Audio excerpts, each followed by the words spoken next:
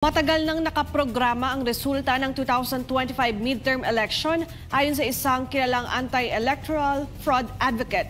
Ayon pa kay Attorney Glenn Chong, sadya umanong dinaya ang eleksyon para masigurong panalo ang mga kandidato ng ruling administration. Alamin ang buong detalye mula kay Carla Abellana.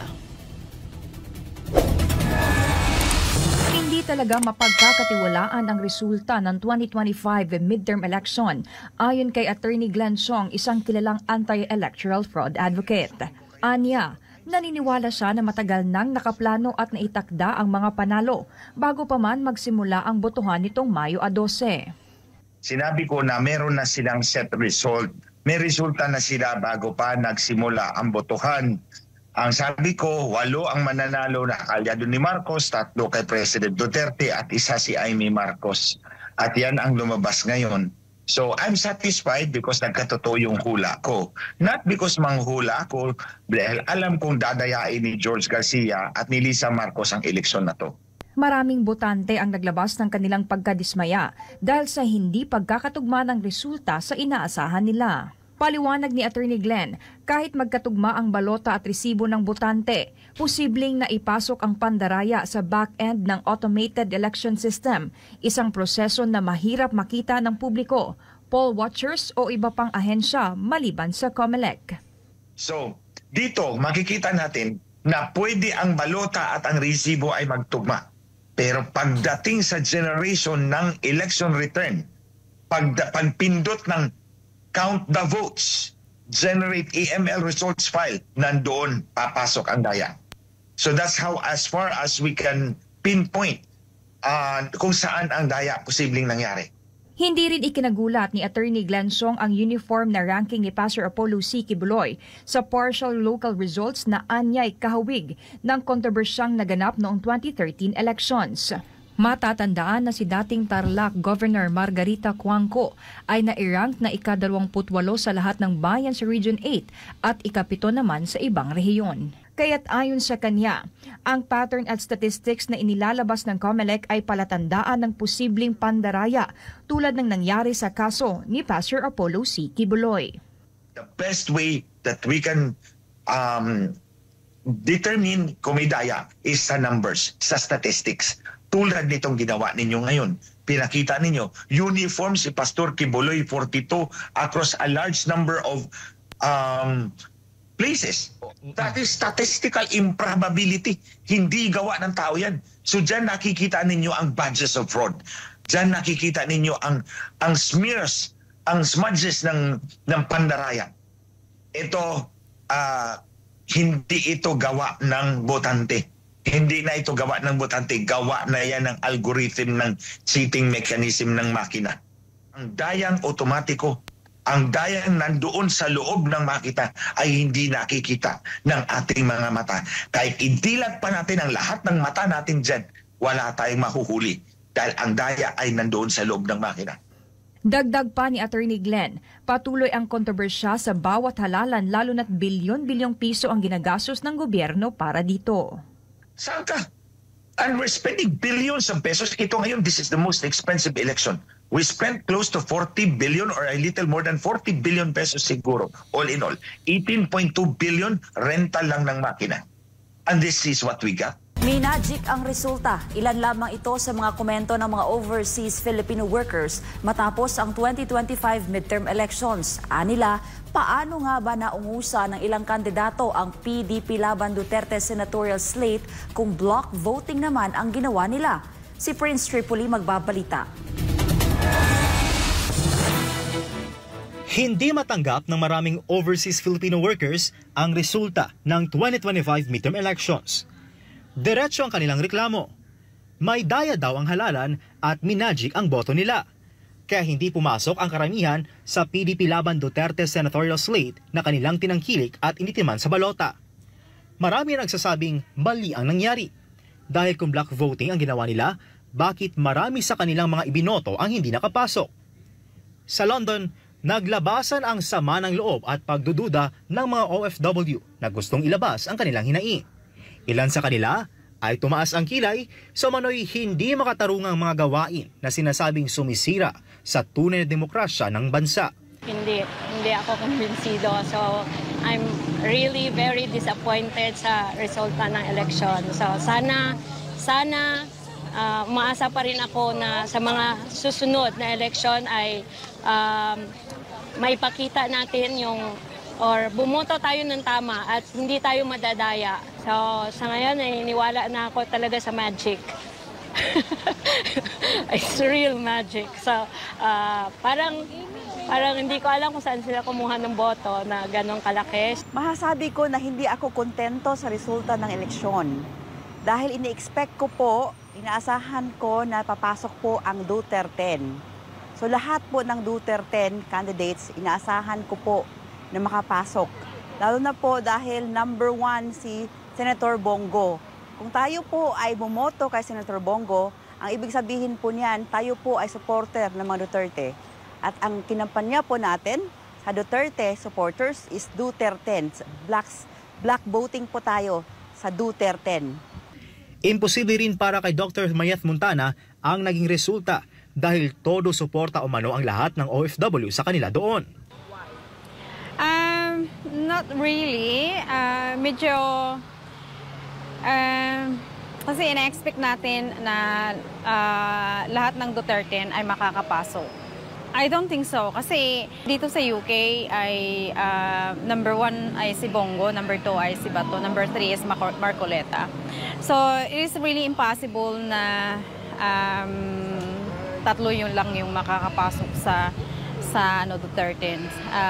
Lahat tayo nagka-campaign, lahat tayo na nag-urge na kailangan bumoto tayo ng straight. So it's really impossible po. Para sa kanila, papaanong hindi nakapasok ang mga PDP Laban Duterte senatorial slate kung black voting ang ginawa nila? Yes, I voted straight, yung Duterte. Saka, hindi ako naniniwala na tatlo lang sa kanila unless I'm sure na may nangyaring dayaan. So, I'm not satisfied with the result of the election. So, gusto ko lang ilabas yung sa loobin ko. It's my opinion. Actually po, 100% binoto ko po ang Duterte dito sa United Kingdom. At kami po ay tumulong sa pagkampanya din para sa Duterte. At nakikita namin na ang Duterte ay PDP Laban is loved by OFWs.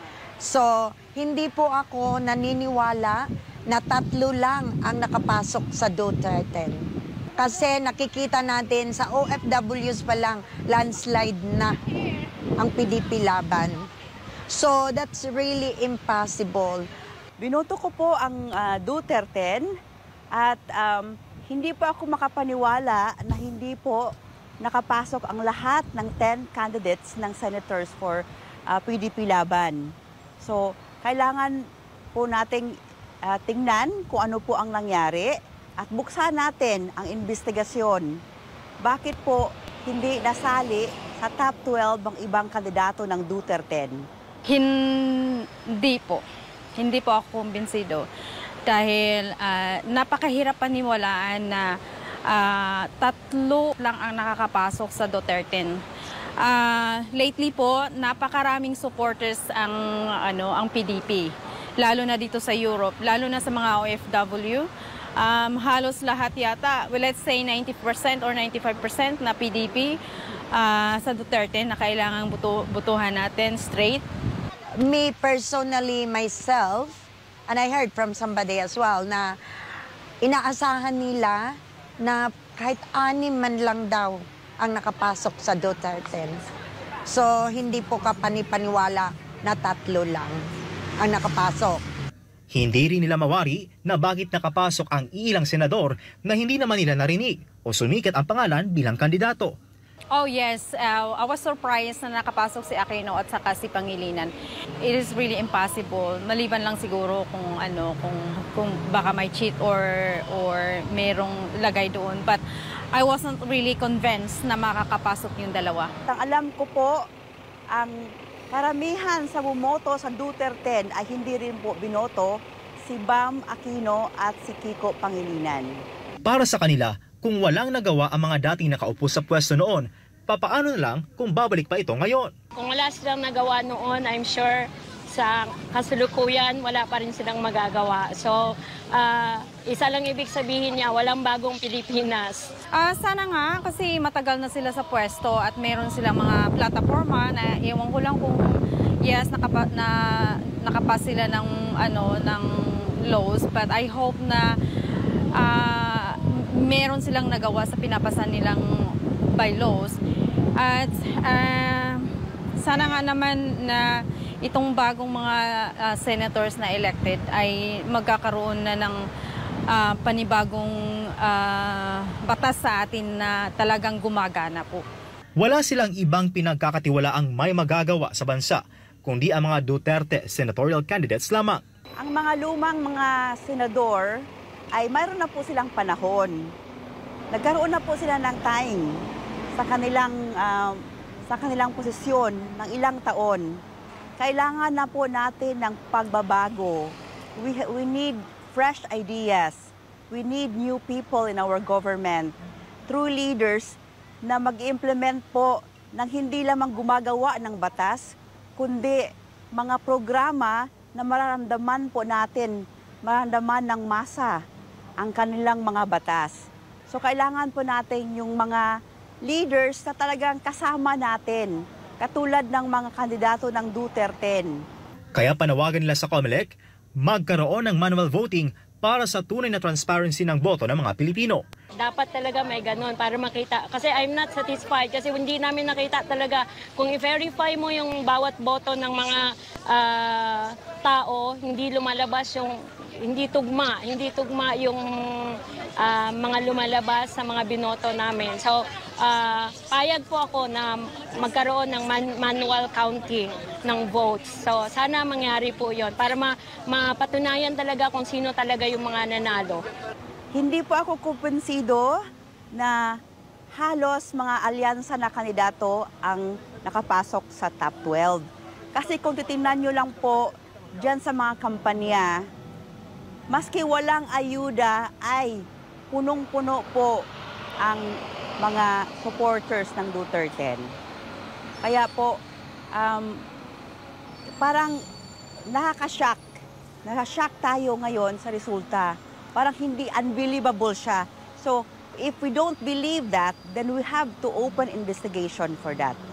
Naniniwala ang mga botanteng ito na sa pamamagitan ng kanilang boses, matutuldukan ang mga maling gawain ng mga taong walang ibang iniintindi kundi pansariling interes. Umaasa sila na darating ang panahon na mangingibabaw ang tunay na pagbabago at magsisimula ito sa puso at isip ng bawat Pilipino na maninindigan para sa katotohanan.